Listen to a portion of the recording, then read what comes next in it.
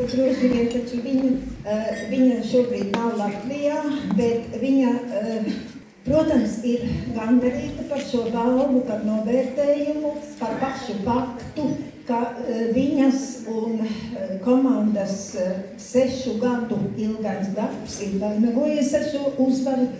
Viņa noteikti gribētu teikt sirsnīgu paldies kolēģiem, kas kopā paveica šo pieteikumu Laimai Bautrai, Silvai Ivuškānei un vēl citiem. Viņa noteikti gribētu teikt sirsnīgu paldies.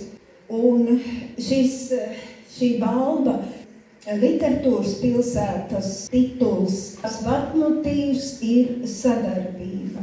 Sadarbība literatūrai ar citiem mākslas veidiem. Tas ir dialogs starp cilvēkiem, starp kultūru, starp dažādām sabiedrības grupām. Un tas, ka mēs ar šo titulu esam pasaules pilsēta, Tukums, protams, arī novads kopā ar to, tas ir visu lepnums un uzdevums visu mūsu, kuri darbojamies kultūras laukā.